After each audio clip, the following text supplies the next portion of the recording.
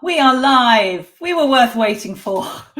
Welcome to our monthly Breaking Barriers LinkedIn live session. And thank you for your patience.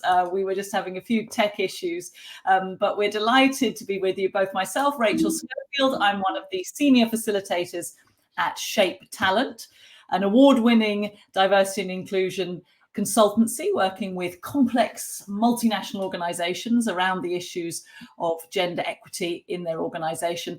And also with me today is the brilliant Lee Chambers, who, as you can see, is the founder of Essentialize, a well-being agency, but importantly also a business psychologist and founder of Male Allies UK. Thank you so much for being with us, Lee. Pleasure to be with you today, Rachel. We'll do a full introduction in a minute, but just for people who are watching live or indeed on the replay, say hello in the chat. The idea of the Breaking Barriers monthly series is to have a conversation about topics of interest to those people, perhaps people leaders, diversity leads in their organization, heads of people, on topics that are really important in that agenda. So every month I interview somebody around a topic that is worth a conversation. And oh my goodness, is today's topic worth a conversation? Is International Women's Day actually progressing the cause of gender equality? Lee and I are going to talk about that, but we would very much welcome you talking about it too, whether you're live with us now or watching on replay. Do share your thoughts in the chat, in the comments. We'll also make some time for questions at the end so you can get involved, because I really do think that this is a topic where people will have opinions. So I'll invite you first of all, just in the chat, to say, what did you do on International Women's Day this year? It was, of course, the 8th of March. So let us know in the chat what you were doing, if you were doing anything. Perhaps how you felt about it. I'm going to keep an eye on that. But before I do, I'm going to ask Lee to tell us what he was doing. Lee Chambers, what were you doing on International Women's Day this year? So I went to visit Thames Valley Police. And obviously, you know, within policing, it's a massive conversation at the minute around gender equity and the wider systemic challenges that we face as a society. But one of the most interesting things, it was a women's network event. I had the opportunity to be there in the room, but the most interesting thing is that the Male Allies of Thames Valley Police were doing all the event housework. They were the ones doing the brews and the catering and the logistics and the moving the rooms around so that the women could enjoy the event and not have to worry about all the administration, which from my perspective is micro moments of allyship in action. So I was overjoyed to see that. Yeah, and I'm sure a lot of women would be thinking, yeah, I get to actually not get dragooned off to do something that's useful, and actually I can listen in. So tell us, you talked there about allyship, and for people who haven't met you before, Lee, other than knowing you have a very good glasses game, by the way, I feel very much outglasses today. But I introduced you just with a couple of your kind of titles, but you've had a really interesting journey into male allyship. You're also involved with UN Women. You've had their Changemaker Award. But this was a journey that took place over a number of years that moved you into this space. I'd love you to share a little bit about that, because it's really interesting for people. Yeah, so I mean, if you were to say 10 years ago that I'd be here speaking to you today, I'd probably be like, why? Why me? What would I say? What would I do? So, you know, I've had an interesting and diverse career that started in corporate finance. I lost that role in the recession. I ended up building a tech business, which did have a 70-30 gender split in technical roles. But a big part of that was because I was so young and we were recruiting straight from university. So while it was seen as progressive, it wasn't actually intentional. But 5 years into that journey, I suppose my perspective changed on life. I had to learn to walk again after my immune system failed. A big part of that journey was learning to walk alongside my daughter, who was born when I was in walking rehab. I was lucky enough to get back on my feet before she started walking, so I could take her first steps with her. She's now 9. I've not beat her much else since. But that illness gave me a chance to stop and reflect, challenge my masculinity, you know, physicality, independence, autonomy. Suddenly I didn't have those. So I had to start to define what was actually me. And after that, decided to become a stay-at-home dad to my 2 children for 3.5 years. A massive privilege that I have. I know so many people would love to do that, but don't have the financial backing or the logistics to do it. But for me, that changed my perspective on the world massively. All of a sudden, I'd walk into the baby group and I was the only man in the room. I'd never truly had that experience before. It made me see my gender completely differently. But also, listening to the stories of the mothers and grandmothers in that room enlightened me and started to kind of not only hit my head and heart emotionally at the things they'd been through, the abuse, the harassment, the oppression, the discrimination, but also made me start to consider maybe what can you do. But what I'm quite open and honest about, Rachel, is that I didn't actually see things when I was younger. I just didn't see it. I was slightly, coloured by my own discrimination that I faced from a race and disability perspective, which means that sometimes you don't see your own privilege in other areas until the light is really shined on it. But once you started to see the inequality that women faced, and I heard these stories and listened properly, I started to see little things everywhere in society. And it was really unsettling because when you see it, you can't unsee it. And you also realize that before you didn't see it at all. And that made me think, what can I do? So when my children started school, I set up Essentialise as an inclusive wellbeing agency to challenge the wellbeing industry and wellbeing within organisations to actually look how inclusive and accessible it was. And even in delivering strategies for global clients, we were like, where's the stuff around gender health, menopause and menstruation? This impacts 52% of the UK population directly, everyone indirectly, and you're not doing anything. So that made me think, how can I go up the stream to actually make a difference? And that's where my passion for allyship came in, because allyship as a concept is about uniting together, combining and partnership. And an ability to actually do that means that we can come together to make better solutions for the world. So I'm really passionate about, making progress and being able to bring diverse teams together to create things for the good of everyone. But that actually starts with understanding who you are and how you can make a difference with the privilege that you have. And I've been on that journey, and now we're trying to get other men to come on the journey with me as well. Yeah, we were really keen to involve you in this discussion because of some of the things you've just, I just was scribbling notes as you spoke. You talked about the importance of being open and honest, the importance of challenging, the fact that you want to help make a difference, help make progress. And you've segued me rather beautifully there with all of those words into today's discussion around, is International Women's Day really making a difference when we're looking at gender equality? If we're going to be open and honest, if we're going to be challenging, if we're going to think about making progress. So I wonder, I was inviting you to reflect, you were obviously actively involved, you were at an International Women's Day event, but I think it's fair to say, I mean, see what you think, the narrative around the event this year, the celebrations felt like they had a slightly different tone. There was perhaps people feeling a little bit disheartened, perhaps a little bit more skeptical than usual. Did you sense that, or is that my thing? So no, I definitely sense that, Rachel. And it's interesting because obviously a lot of it is around the themes. And that's something I'm quite passionate about because the theme starts to dictate actions that happen afterwards. And I actually spoke to Sharon last year where there wasn't much dissent overall from my network around things. But I felt the theme last year, the IWD marketing theme of embrace equity, I thought that was quite gaslighting for women. Like, embrace equity? What equity? And me and Sharon had a really interesting conversation around it. And it all seemed... Interrupting you, Lee, I was just going to say Sharon, who you're referring to, Sharon Peake, our founder here at Shape Talent, who is hugely across, of course, all of the agenda of this and will have had lots of opinions on this. So I interrupted you, but yeah, the themes are important. Yeah, and I felt that was very performative. And then when they announced, obviously, the UN Women's theme of invest in women and thinking about the structures, that's action orientated. That's actually looking at how we advance things. Whereas the marketing theme was inspire inclusion, which, I again felt that sounds like it's asking women to go and inspire others into inclusion when women have already driven 99.9% of the change in gender equity. And it's putting the onus back on women again. So as a man, you're not really supposed to have an opinion on that, but I'm generally outspoken and just feel it frames the work back onto women when actually it's time men did some of the heavy lifting. And being able to see people in my network actually start to say, what are we celebrating? And I kind of feel we've got two themes. Why?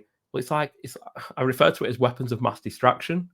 It's almost trying to split the attention and the focus about how we actually create systemic action focused change by creating a wide theme that can be interpreted in so many ways, but it's then less likely to actually result in really specific and focused change on the key levers that can make a difference. Yeah, because there has been, and just for people, if I'm sure a lot of people who are joining us today or watching this on replay are familiar with this, but what we've seen emerge is this strange split with the official UN International Women's Day, which has these very clear themes.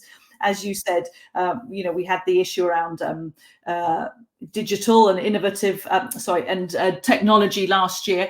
And then this year, accelerating progress, investing in women, really clear themes.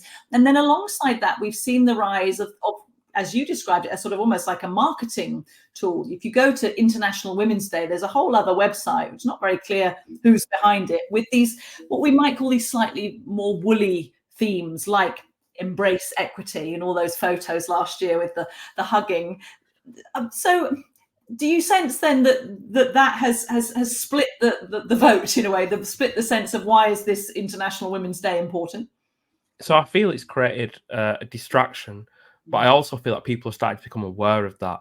So a lot of the women that I've kind of spoken to over the past few months have fundamentally said the day started as protest, but it's been gradually almost kind of pulled into a place of celebration.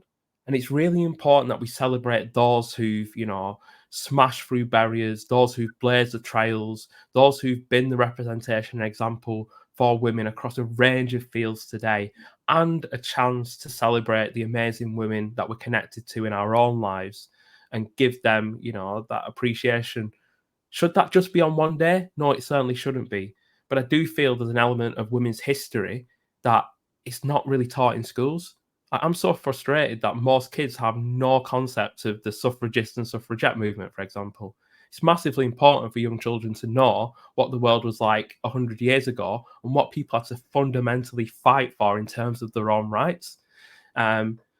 So there is an element there of that celebration and learning of people's journeys and a moment to, embrace people doing wonderful things on that day.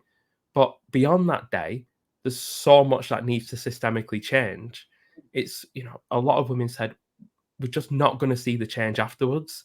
One day out of a whole year, we get this kind of peak and then it drops off so quickly because there's another awareness day to come, another, kind of another theme that's channeled through, and we're not seeing the sustained actions beyond it. Where more and more women are actually starting to say, we shouldn't be celebrating a few small wins when there's such big problems. We should actually be thinking how we turn this back into protest to actually get things moving and to get accountability for the changes that we need to see. Yeah. Lots of directions we could take this. I'm gonna just choose one to begin with, which was, I wonder if from a UN point of view, and I know I think you and I met at a UN women's event just locally in London. From a UN point of view, they would, I'm sure, say this isn't a day on its own. Yes, we have that kind of that set piece where we want to bring everyone together. We want to draw attention to the theme, but this is a 4-year agenda that we put together, the Commission on the Status of Women. There's lots on the website. This is a part of a sustained program of campaigning and improvements for women. But I wonder whether that message isn't really making it through. And if so, how they get better at that, and how people like ourselves who are wanting to support International Women's Day and the bit beyond can do a little bit more. Yes, I think there is a massive communication piece there, Rachel. And obviously, sometimes we look at this in quite a narrow, westernized view. When you actually, attend CSW events, UN Women events, we get to see actually what's it like for women across the world, women in, conflict zones, women who've been displaced, women in places of natural disaster, some women who have significantly different cultural challenges than the everyday in the workplace. And I think that curiosity to be able to explore that is really, really powerful. But I think, sometimes people they're going to generally land on the first thing they land on and take that as, what I believe this should be. There's a real curiosity that's needed to kind of delve deeper. And the UN itself, is really powerful. But even the UN itself has had a bit of pushback this year from having, I suppose, even in the introduction, a suggestion that are sounding quite like previous years where things haven't changed, and a question about what the UN have done. But they do have a clear structure and a plan and a pathway, and an ability to actually keep accountable to that's really powerful. I think that, it's the job of all of us to look how we turn a day into sustained action over a period of time, and how we communicate that to the people around us, to ensure that it's not just women again doing all the legwork, because that's what historically it's been. And I was able to be a stay-at-home dad and work flexibly because of the work that women have done to make the workplace more equitable. I'm benefiting from all their work, which is one of the main reasons I'm so passionate about allyship and taking other men on the journey with me. Yeah, I'm keeping an eye on the chat. Do put comments in the chat or questions you might have, anything that you agree with or want to challenge. This is very much a space for that. I want to pick up on one of the words you used, Lee, which was, you said, on the one hand, we're encouraged to celebrate. Of course, there's the greeting, Happy International Women's Day. But you used the word protest and said maybe it's time to embrace protest a little bit more. What would that look like? Yeah, so when I think about protest, it's the campaigns. It's the ability to kind of almost be that interactivist. I do think that, we need to take people on the journey with us. There's so much stuff out there at the minute about this increasing kind of disparity and split. And there's, our research just shows, 39%, 41%, 47%, 51% of men feel that they don't relate to feminism, that they feel inclusion's gone too far, that they don't feel that men are getting a say in things, that men are not valued in society anymore. There is a lot of disenfranchisement from men as well, because fundamentally these systems are just not working. And part of protest and activism is starting to think how we can collectively come together to change the system so that it's not damaging everyone, but actually it starts to work for everyone. And that's big, chunky, systemic, tiring and tough work. And that requires lots of people to come together. No one ever changed the system single-handedly. But I do feel in the element of protest, we do need to ensure we take the energy and the internalized anger. Like, I appreciate that for so many women, the frustration and the anger that comes with this lack of change and many of the things that have happened to them would naturally be, you could unleash that in so many different ways. But anger is a really powerful driver of change if we can channel it into effective protest.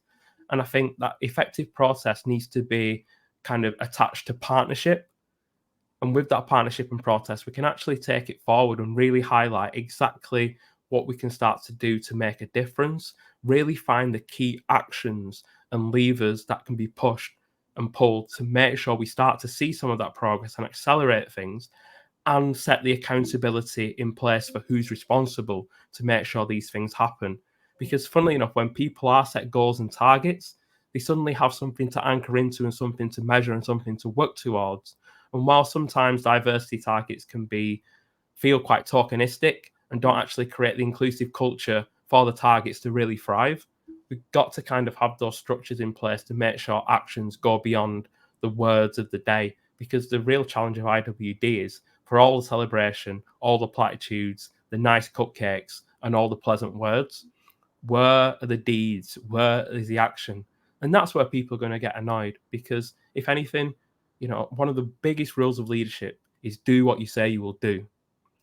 And yet it feels like so often that's just not happening for women, because people are not doing what they say they'll do. It's just like a performance. Yeah, and you made the point, and it can start to feel a bit depressing and overwhelming, because you said, people can't achieve much on their own. So we're sitting here on LinkedIn, so we're very much in the business world, and I'm mindful that obviously, as we said, International Women's Day is around so much more. We're looking at the women in economically deprived situations, women in conflict zones, but while we are thinking about perhaps people who are watching today, who are taking part today, who are thinking, well, what can I do? How can I protest? How can I get involved? How can I partner? How can I ensure that International Women's Day isn't just a token day of cupcakes? What kind of work are you seeing as a result of International Women's Day that is actually good, that you're thinking more organizations need to do that, more businesses need to get involved in this?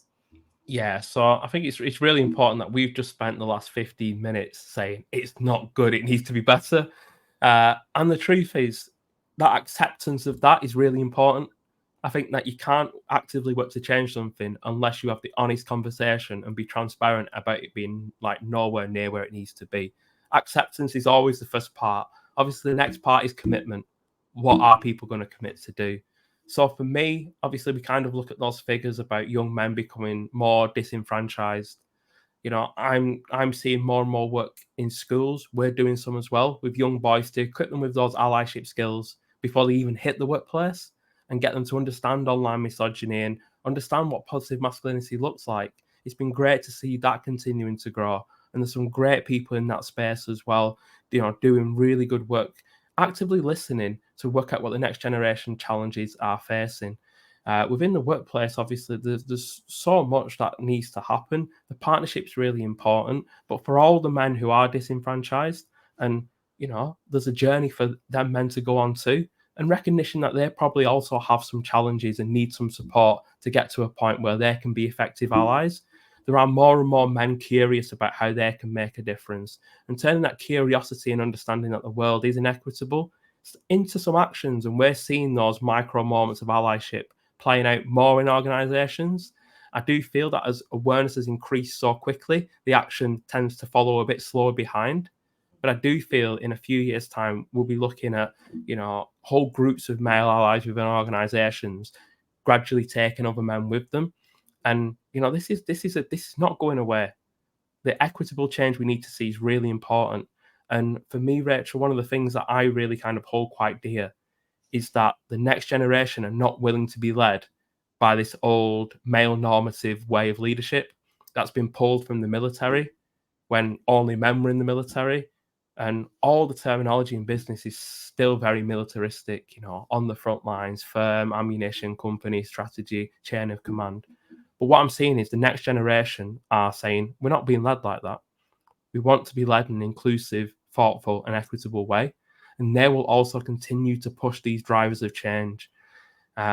Even though those young individuals sometimes are still learning the life experience to help them effectively pick up those tools, they will also be part of changing these systems.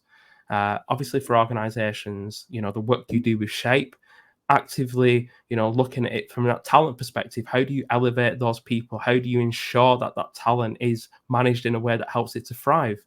And we're seeing it being linked back to making things more effective for people and then more effective for business outcomes as well. I don't think there's a business that I know who isn't interested in increasing their retention rates. It's such a powerful thing because you want to keep your amazingly experienced, qualified, competent people. Happily be, women tend to be that bit more competent and experienced because they've had to be, and they've climbed over a lot of barriers that have enhanced those skills. So yeah, I mean, there's so much I could say, Rachel, and actually, my naive optimism in this space means that I'm incredibly hopeful for the future, even though things can feel quite dark, and I spend a lot of my days talking about what's wrong. I fundamentally feel that as we continue to work together, more of us partner together, we continue to learn and understand that actually we'll become a movement that makes the change that we need to see. And I think that every movement starts with acceptance that it's not right and the anger to drive things forward over time. And if anything, IWD becoming less about celebration and more about protest is actually going to create that traction to actually start to move things where it needs to be. So I'm hearing then, as we come towards the end of the LinkedIn Live today, that you are optimistic. You see a need for International Women's Day has its place. I'm hearing that you'd like perhaps a change in the energy around it a little bit towards, yes, there's a place for celebration. Yes, we want to talk about all the the things that have already been achieved, but that there's something to be harnessed here around anger, in your words, and protest, and turn that into campaigning again. How fascinating. I wonder if people agree. I'm just going to dive into the comments as we head towards the end of our time. Diane, thanks for your comment. I'm inspired by Lee's discussion of allyship and teaching the next generation about the values of inclusivity and allyship. Yeah, actually, just before we wrap up, you raised an interesting point, which was the pushback that you also hear. So on the one hand, you're working with young men and boys, and we're talking about how can we bring all of these discussions into the classroom, into schools, but that you're also getting some pushback from men who are like, well, where's International Men's Day? I always see that. Yeah, there is an International Men's Day, as we were discussing earlier, Lee. Yep. But that sense of, well, this has gone too far now. You know, where's the stuff for us? And of course, on the one hand, one can roll one's eyes, but actually those voices do also need to be heard. So I wonder how we square that circle of, yes, there's that appetite in one generation, perhaps for allyship and a sense of what can I do, what's my role, but also there are men who feel they're getting left behind. Yeah, and I think so much of it is around, no one wants to feel like they're going to lose something. And there's a lot of gender norms around winning at all costs, kind of sporting analogies everywhere about there's always a winner and loser.